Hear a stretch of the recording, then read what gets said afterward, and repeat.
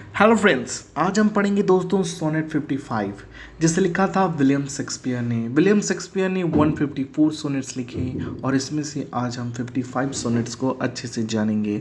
तो इसमें William Shakespeare ने हमें यह बताने की कोशिश की है कि किस तरह सारे मॉन्यूमेंट्स, सारी चीज़ें, जितना भी ठोस पत्थर, चाहे जो भी हो जाए, जितने भी बड़े बड़े इमारत क्यों ना हो, सब समय के साथ ढल जाएंगे, पर मेरी जो पोइट्री है, जो मैंने किसी के लिए लिखा है, किसी यूथ के लिए लिखा है, वो कभी नहीं मिटेगा। क्योंकि जब भी लोग पढ़ेंगे तो ये जानेंगे कि मैंने उसके लिए क्या लिखा है इस सोनेट में।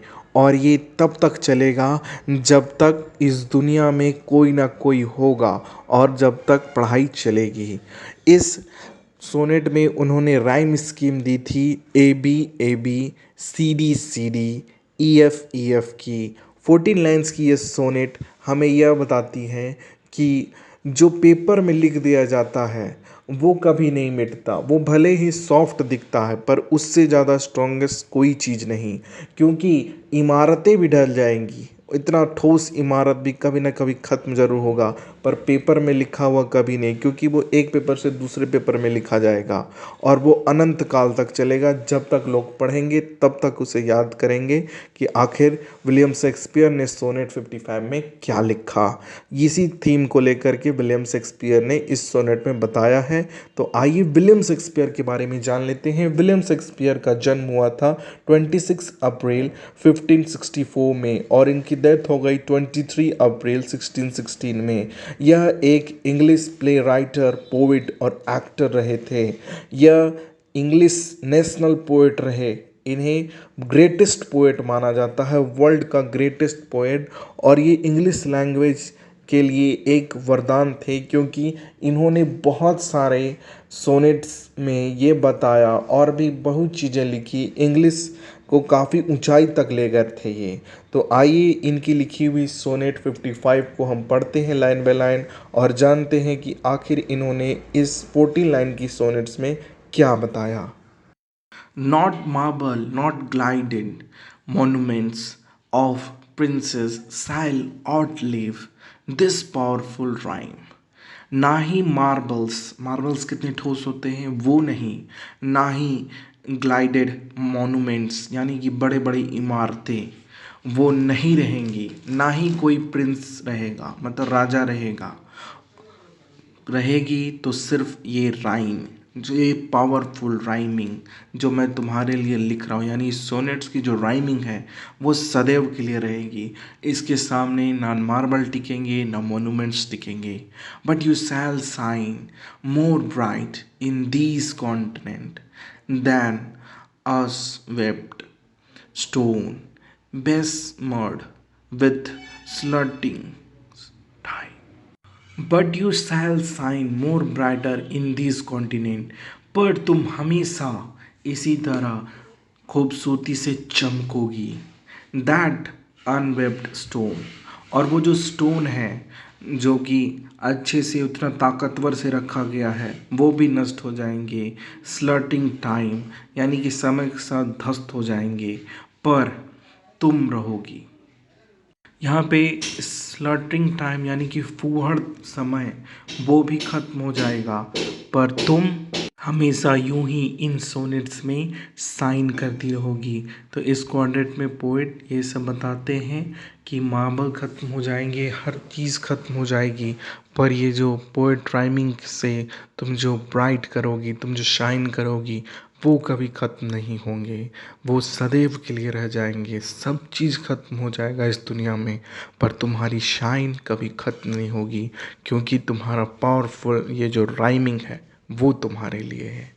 इसके बाद पोएट जो है वो नेक्स्ट क्वाड्रेंट में आते हैं और कहते हैं, वो अब आगे क्वाड्रेंट 4 लाइन में आएंगे और कहेंगे, when wasteful war shall statue overturn and burls root but out the work of misery। When the wasteful war, यानी कि पोइट इसमें वॉर को वेस्टफुल कह रहे हैं, बर्बाद कह रहे हैं। क्यों? क्योंकि वॉर से, लड़ाई झगड़े से किसी का भला नहीं होता। सैल स्टैचू ओवरटर्न, यानी कि जो मूर्ति बनाई गई है यादगार के लिए कि सदैव याद रहेंगे, वो भी ढल जाएंगे। वो भी समय के साथ वो जो मूरत है वो ख़त्म हो जाएगी, वो जो लड़ाई है वो भी भूल जाएंगे। And broils root out the work masonry. और मैस्ट्री मतलब होता है यहाँ पे मिस्त्री, जो कि मोनूमेंट्स बनाते हैं, जो काम करते हैं, जैसे कि राजमिस्त्री लोग, वो जो बनाते हैं वो भी समय के साथ उनकी जो जड़ें हैं वो कमज़ोर होंगी और वो ख़त्म हो जाएंगी। Notes Mars his sword nor war quick fire shall burn the living record of your memory. Nor Mars his sword, यहाँ पे मार्स यानी कि देवता को माना गया है, मंगल देवता को, जो कि क्रिश्चियनिटी में काफ़ी पावरफुल गॉड माने जाते हैं। तो वो कहते हैं कि ना ही उन पावरफुल गॉड की तलवार और ना ही वो लड़ाई और ना ही वो आग तुम्हारी चीज़ों को, तुम्हारे रिकॉर्ड को ख़त्म कर पाएगा। तुम्हारी मेमोरी को कोई भी ऐसा चीज़ मिटा नहीं पाएगा, चाहे वो कितना भी ताकतवर क्यों ना हो। क्योंकि यूथ जो रहेंगे, अगर कोई भी ज़िंदा रहा, कोई भी यूथ होंगे, तो वो उसे पढ़ेंगे और जानेंगे तुम्हारे बारे में, तो तुम्हारी मेमोरी सदैव के लिए जीवित रहेगी। चाहे वो कोई भी उसे मिटाने की कोशिश करे, वो नहीं मिटेगा।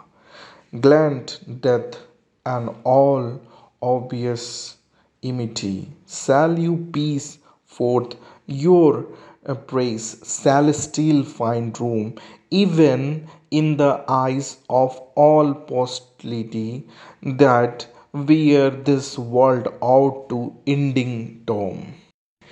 ग्लाइस्ड death and all obvious enmity, यानी कि वो जो डेथ है यानी मृत्यु है और ये सब जो लड़ाई होगी, इससे यूथ को अच्छा नहीं लगेगा और वो उसे भूल जाएंगे। पर शैल पीस फोर्थ, पर तुम्हारा ये जो खूबसूरती जो हम बयां किए हैं और तुम्हारे बारे में जो बताए हैं, वो सदैव वो लोग जीवित रखेंगे और उसे पीस देंगे यूथ को, इसलिए वो ज़्यादा पढ़ेंगे इसे।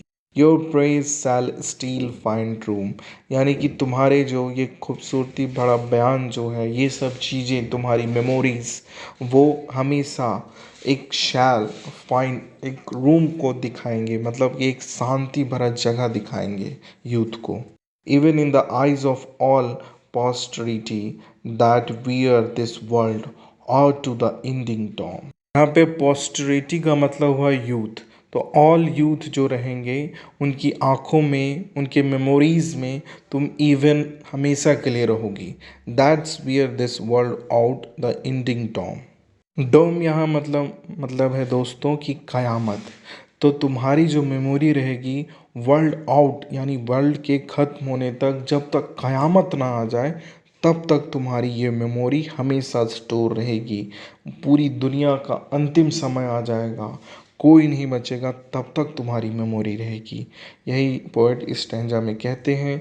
अब आखिरी के 2 लाइन में पोएट क्या कहते हैं वो आइए हम जानते हैं कि आखिरी के लास्ट लाइन में पोएट और किन चीज़ों का बयान करते हैं। सो till the judgment that yourself arise, you live in this and dwells in lovers eyes। यहाँ पे जजमेंट का मतलब है जजमेंट डे से। जजमेंट डे क्रिश्चियनिटी में कहा जाता है कि उस दिन अंतिम दिन होगा और सब कुछ उसी दिन ख़त्म होगा।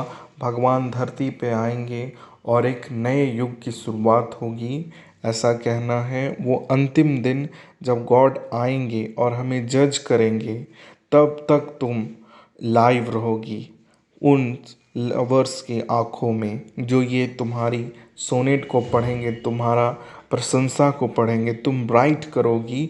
तब तक जब तक जजमेंट डे ना आ जाए और भगवान इस धरती को ख़त्म करके एक नए युग की शुरुआत ना कर दे, तब तक तुम लोगों के दिलों में, यूथ की आँखों में रहोगी। ये पोएट्री यहीं पे ख़त्म होती है। ये पोएट्री दोस्तों ये बताना चाह रही थी कि सिर्फ़ और सिर्फ पोएट्री में ही इतना ताकत है कि वो इमॉर्टलिटी यानी कि अनंत काल तक जीवित रह सकती है। चाहे कितना भी ठोस चीज़ क्यों ना हो, मार्बल्स हों, मोनूमेंट्स हों, मूर्तिज़ हों, स्टैच्यूज़ हों, जितने भी पावरफुल चीज़ें सब समय के साथ नष्ट ज़रूर होंगे। समय बीतेगा तो वो नष्ट हो जाएंगे। पर एक पोइट्री ही है, एक आर्ट ही है, एक वे ऑफ राइटिंग ही है जो कि सदैव ज़िंदा रहेगी। जब भी कोई पढ़ेगा तो उसे लगेगा मानो अभी हो रहा है। जैसे हम पढ़ रहे तो हमें लग रहा था कि सोनेट में जो भी विलियम शेक्सपियर ने कहा है हमें सारा चीज़ें मालूम है, जबकि उन्होंने कब का कह दिया है। उनके टाइम के सारे मोनूमेंट्स खत्म हो गए होंगे, पर यह पोइट्री आज भी है और आगे भी रहेगी, इमॉर्टलिटी तक रहेगी। ये थी मेरी एक्सप्लेनेशन। अगर आपको एक्सप्लेनेशन अच्छी लगी हो तो कमेंट सेक्शन में बताएं, लाइक करें, शेयर करें और सब्सक्राइब करें। आपने मुझे सुना इसके लिए धन्यवाद। मैं आपसे मिलूंगा नेक्स्ट स्टोरी में, तब तक के लिए जय हिंद।